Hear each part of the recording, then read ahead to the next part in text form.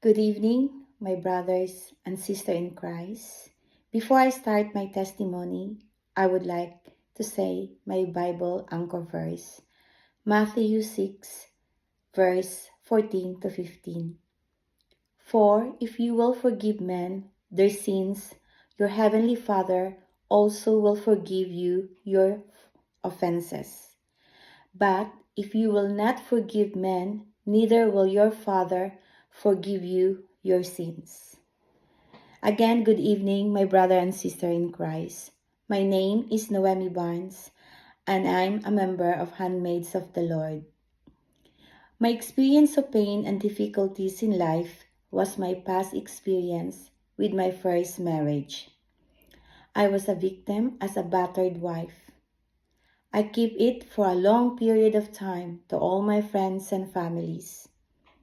I also asked God, what have I done to be in this situation? As I know that I am not a bad person or a bad daughter of His.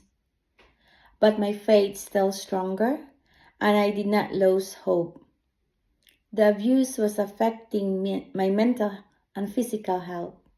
My confidence in life totally changed, and I isolate myself from my friends. The abuse continued when I get pregnant of my son. My ex-husband's parents knows the situation, but they are not able to help me. When my son was born, we then decided to migrate to the Philippines. And me thinking he will change. But I was wrong. The physical abuse continues, and one day this was witnessed by my son, who was then a 3-year-old. I then take a vacation to the province to visit my parents and relatives. I then had a heart-to-heart talk to my parents as I felt that I let them down if my marriage is a failure. But my parents told me that they already knew through observation, but waited for me to open up to them. I then had a conversation with my very close aunt who guided me through my adulthood. And she also gave me blessings. She also read me the Bible verse, Joshua chapter 1, verse 9. I should be strong and courageous. Do not be frightened, and do not be dismayed, for the Lord your God is with you wherever I go. So I went back to Manila and booked a ticket back to the UK.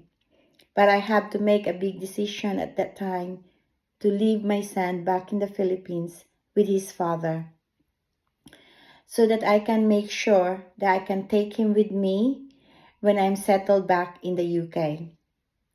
After 2 years, I met my husband now, who loved and looked after us well and treated my son like his own child. My previous experience gave me a trauma in life, and it took a long time for me to heal, especially forgiving my ex-husband. But since joining the ministry, attending and listening to the gospel talks, and surrendering myself to the Almighty Father, I learned to forgive him, and by telling my story now, it gives me openness to my life. And I know that I will still grow with my faith and relationship to our God. And for that, may God be praised.